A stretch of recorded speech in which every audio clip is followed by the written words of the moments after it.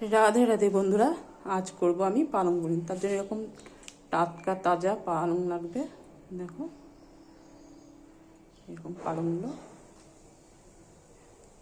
কচি পালং হলে বেশি ভালো হয়। কচি আছে, একটু একটু শীষ আছে। বন্ধুরা দেখো, পালংটার আমি গোড়া কেটে ফেলেছি। এবারে ধুয়ে ফেলবো ভালো করে জলে।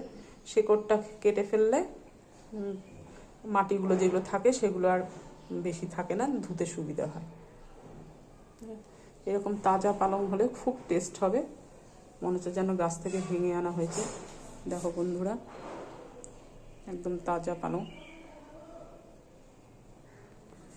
দেখো বন্ধুরা, পালং শাকটা খুব ভালো করে ধুয়ে পরিষ্কার করে নিয়েছি, বারবার করে জলে ফেলে ধুয়ে। বন্ধুরা, এরকম সাইজের একটা ক্যাপসিকাম আমি কুচিয়ে নেব। বন্ধুরা দেখো, একটা সসপ্যানে আমি জল ফুটিয়ে নিয়েছি, তাতে খানিকটা লবণ দিয়ে দিলাম। এরপরে পালং শাকগুলো এইভাবে গ্যাসটা বন্ধ করে দিলাম। জল ফুটিয়ে নেওয়ার পর গ্যাসটা বন্ধ করে দিয়েছি, দিয়ে পালং শাকগুলো টুকরো টুকরো করে কাটা ছিল সেগুলোকে জলের মধ্যে দিয়ে দিলাম।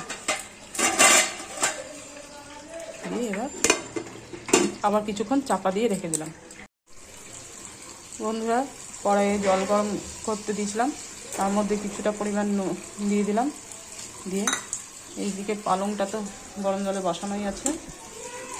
এবার পনিরের টুকরোগুলো গরম জলে দিয়ে দিলাম।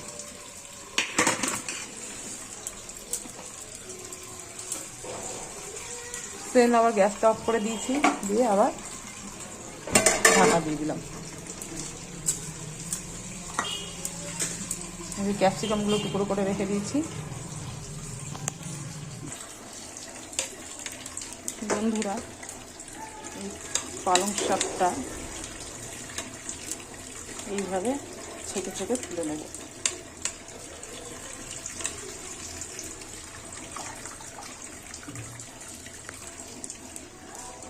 সবগুলো পালং গরম জল থেকে তুলে। বন্ধুরা, শাকটা ছেঁকে নেওয়ার পর এই যে ঠান্ডা জল নিয়েছি, ঠান্ডা জলের মধ্যে আবারও শাকগুলোকে ডুবিয়ে দেবো। যদি তোমরা শাকের কালার ঠিক রাখতে চাও গ্রিন, তাহলে এইভাবেই করো। এইভাবে করলে হেলদি, টেস্টি এবং কালারফুল হবে।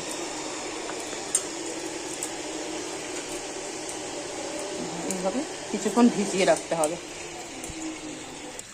বন্ধুরা, পনিরগুলো জল থেকে তুলে নিয়েছি, এইভাবে ছেঁকে নিয়ে তুলে রেখে দিলাম। এইদিকে পালং শাকটাও ঠান্ডা জলে যেটা ছিল সেটা ছেঁকে ছেঁকে তুলে নিচ্ছি।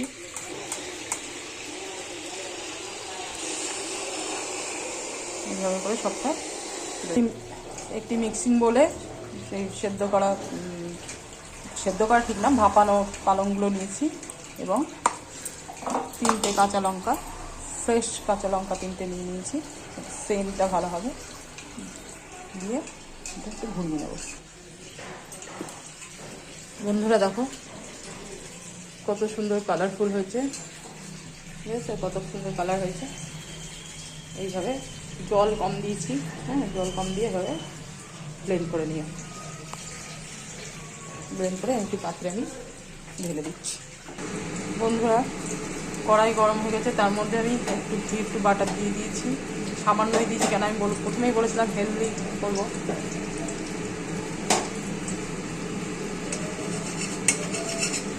বাটারটা যখন গলে গেছে, সেই মুহূর্তে সেটা জিরে ফোড়ন দিয়ে দিলাম, সাদা জিরে।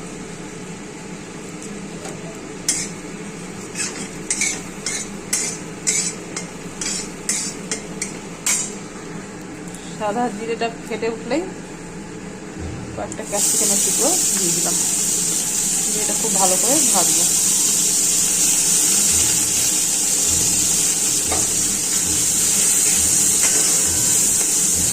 দেখো বন্ধুরা, ক্যাপসিকামগুলো ভালো করে ভাজা ভাজা হয়ে গেছে।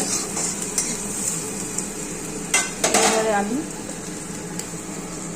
পালং ভাজাটা দিয়ে দিলাম।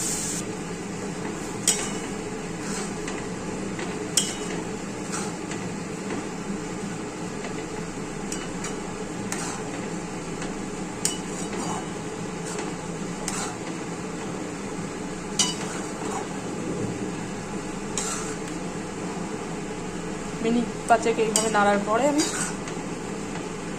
দেখো কী করি, মিনিট 5 নাড়ার পরে আমি পনিরের টুকরোগুলো এইভাবে সবটা দিয়ে দিলাম।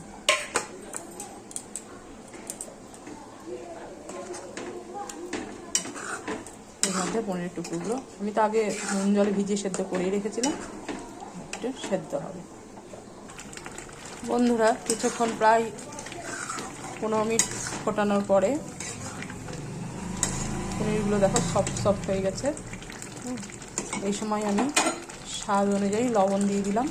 লবণটা কিন্তু আমরা আগে দিয়েছি, মনে আছে তো, পালং শাক সেদ্ধ করার সময় দিয়েছি, আবার পনির ভাপানোর সময়ও দিয়েছি। স্বাদ অনুযায়ী লবণ দিয়ে দিলাম।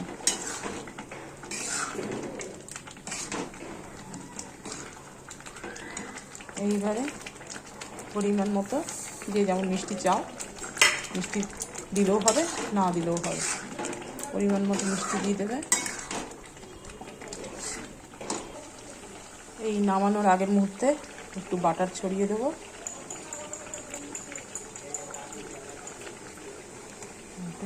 দুধ দিয়ে দেবো।